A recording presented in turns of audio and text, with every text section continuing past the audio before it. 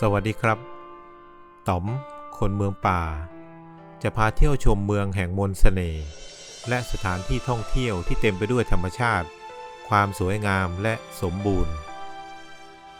ชมน้ำตกที่สวยที่สุดในหลวงพระบางเมืองมรดกโลกนั่นคือน้ำตกกวางสีหรือตาดกวางสีการเดินทางจากเมืองหลวงพระบางจะใช้เวลา50 นาทีระยะทาง30 กิโลเมตรถนนดีเดินทางสะดวกครับ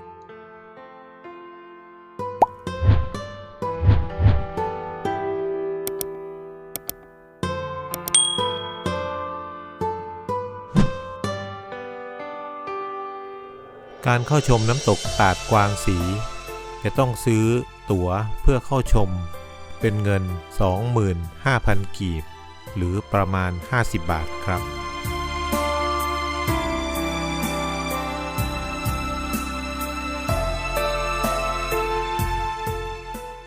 จากจุดบริการนักท่องเที่ยวจะมีรถกอล์ฟหรือรถไฟฟ้าบริการรับส่งเพื่อไปยังน้ำตกตลอดทั้งวันครับและจะวิ่งในเที่ยวสุดท้ายประมาณ 5 โมงเย็นครับ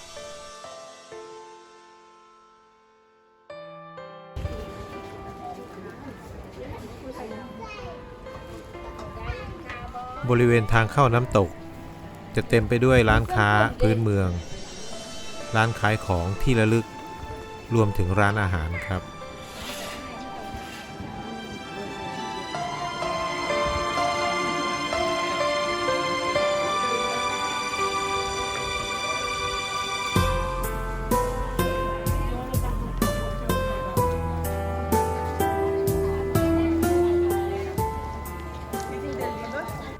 การเที่ยวชมน้ำตกจะมีเส้นทางเดินชมความสวยงามของน้ำตกและความสวยงามของธรรมชาติตามเส้นทางสีแดงและในตอนขากลับจะมีรถมารอรับตามเส้นทางสีเขียว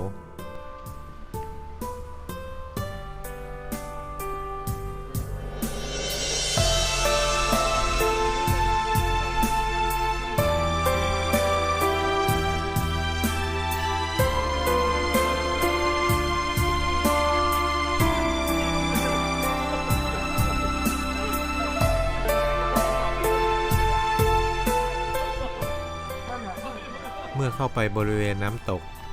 ก็จะพบกับศูนย์อนุรักษ์หมีควายซึ่งตั้งอยู่บริเวณด้านหน้าทางเข้าของน้ำตกซึ่งหมีเหล่านี้ได้รับการช่วยเหลือจากการค้าสัตว์ป่าในพื้นที่ต่างๆรวมถึงการล่าสัตว์ของชาวบ้าน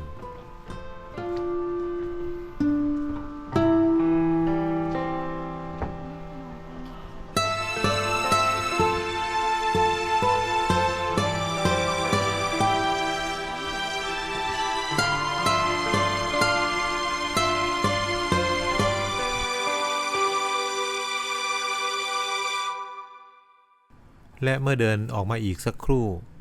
ก็จะพบกับน้ำตกชั้นที่1จากทั้งหมดมี4ชั้นซึ่งในแต่ละชั้นจะมีพื้นที่กว้างใหญ่และมีความสวยงามแตกต่างกันไป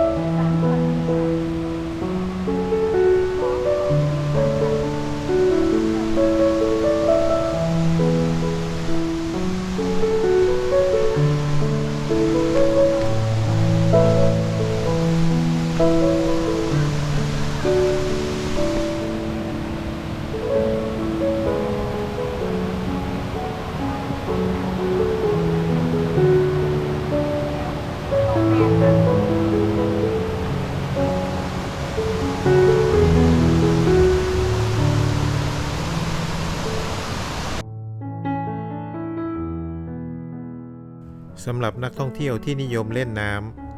ก็จะเป็นชั้นที่ 1 และชั้นที่ 2 เนื่องจากเป็นน้ำตกที่ไม่สูงมากนัก และจะมีแอ่งหินปูนที่กว้างแต่ไม่ลึก เมื่อไหลลงข้างล่างจะเห็นเป็นสีเขียวมรกตงดงามเกินบรรยาย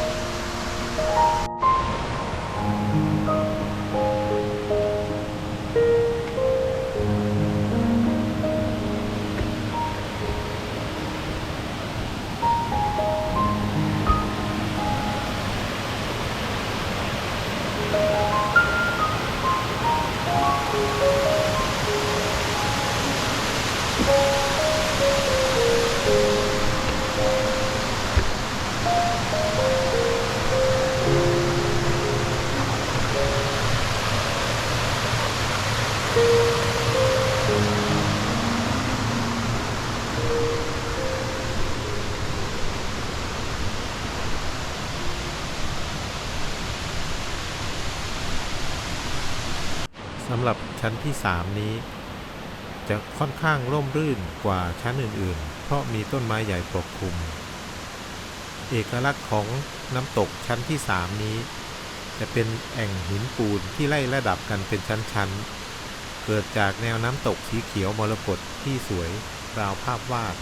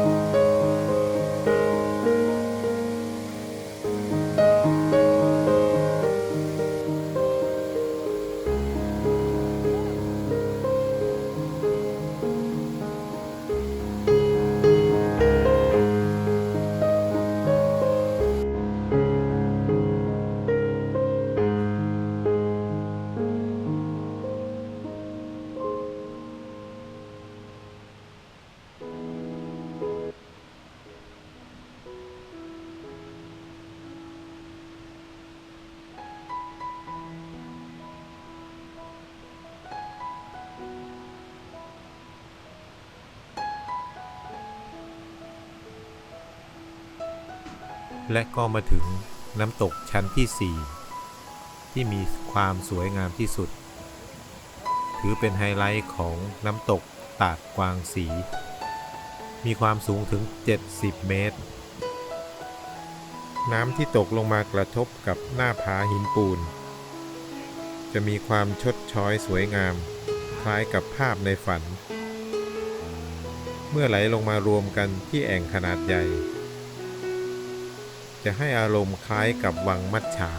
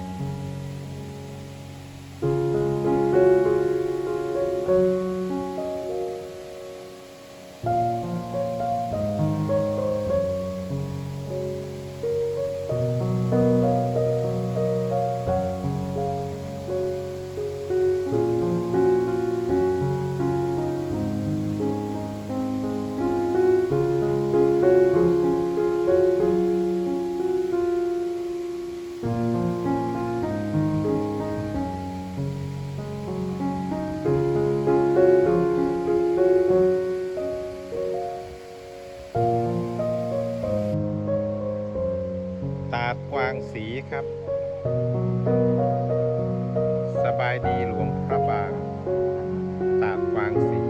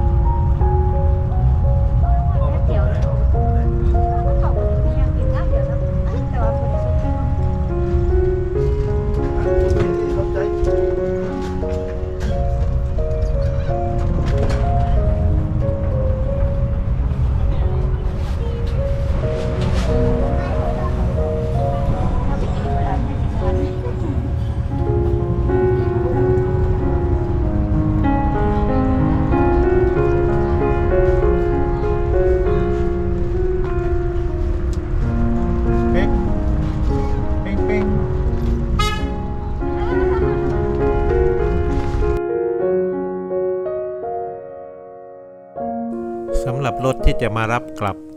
ในเที่ยวสุดท้ายจะประมาณ 5 โมงเย็นนะครับ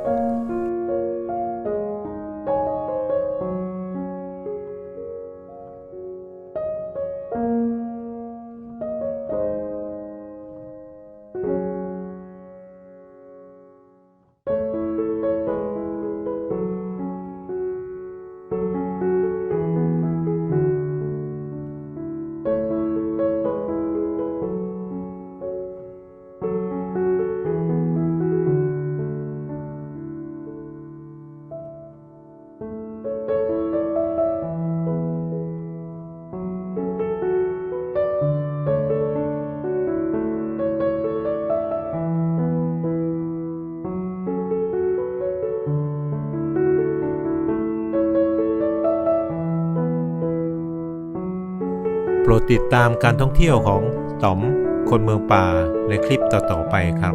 ขอบคุณครับ